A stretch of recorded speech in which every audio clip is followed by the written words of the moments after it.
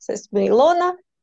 Jā, man diezgan, neteikšu, kā ļoti ilgi, bet, sāpēja gūžas.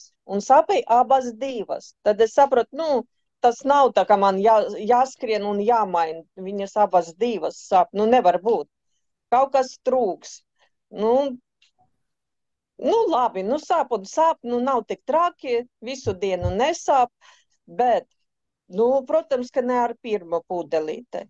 Bet pēc 11. diena, tā kā laikam pazudušas tas gušas. Un tad pēc kaut kādām dienām es vēl tā braucu ar velosipēdu, tas man tāds hobi.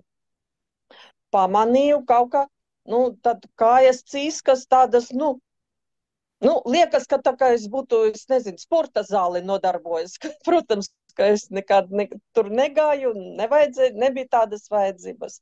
Un tiešām, vēl nebija tā kā celulīts man.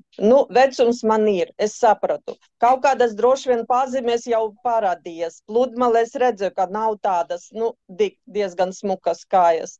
Bet, viņas ir, tādi muskuli varbūt pabārojušies ar kolagēnu. Es nezinu, tiešām bija tā, ka es pieliku nejaušu roku, es domāju, kaut kāds tāds interesants efekts tāds uzreiz. Tagad jau liekas, ka nē, droši vien tā jau bija sen, bet pieradusi pie tā laba, protams, uzreiz. Jā, foršais noteikti turpināšu, sejas vēl nekas tāds nav, bet vēl šodien sāk pētīt matus, man liekas, ka ir kuplāk. Varbūt jau. Varbūt sāk kaut kas Bet, sprokļus. jā, liels prieks, ka var dzīvot bez sāpēm, tas arī daudz.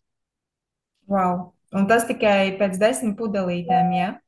11. Es taču vienu pudelīti jau biju izderusi prezentācijā. Jā, tiešām 11. Super. Man ir milzīgs prieks par tavu rezultātu.